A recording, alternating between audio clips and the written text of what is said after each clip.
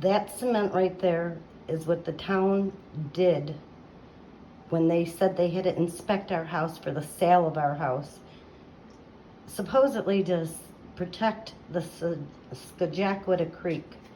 That cement there blocked off the cistern from going directly into the drain. And what they did is they put this metal tile over this, and they filled it with cement. They filled the drain for our basement, which we didn't pump water out of. Ever. But what we did, because they had this tile kind of glued down on it, but it came off when we were vacuuming the water out when we first got back. We made our own sump pump. We bought a sensor, and we had the pool pump, and we just pumped it right into the downstairs sink. Which goes into the same drain. So, and the same thing that would happen with a sump pump. The town of Cheektowaga said that this needed to be done, and then they said they recommend a sump pump, but it's not needed. Now, if I put a sump pump system in here, any kind of drainage system, it's all going to pump right back into this drain. When they were talking about saving the Skajakwita Creek, it had more to do with the way people were draining the rainwater that came down off their roofs and in their gutters.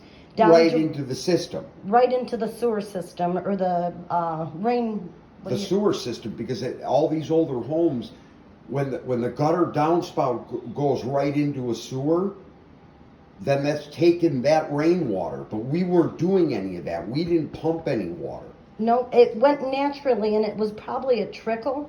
But this sat, instead of the buyer doing his walkthrough right away, he waited 5 months. 3 months he waited to do his walkthrough. It was July 1st when he went to do walkthrough. Supposedly. So we're talking February, March, April, May, June, July. 5 months. Yeah, You're right, 5 months. Yeah, I told you. I made sure I kicked. And then when he came in, then the water had all drained back out because they flooded the basement by doing this. And then he saw all the water damage and said, "Oh no, nope." Yep, and Water supposedly damage. that's how they backed out of the And deal. then that deal supposedly fell through. But I'm saying that was all fraud to begin with in the first place. They never intended on buying our Ever. house.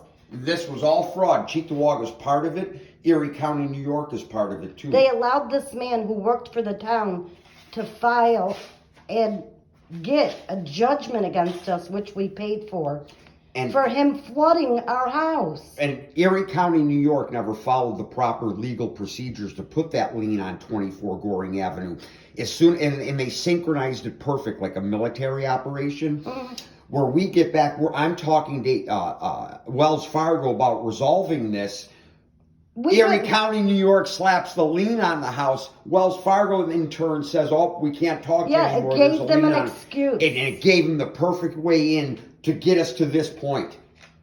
They're criminals. All right. We just want to get that in there.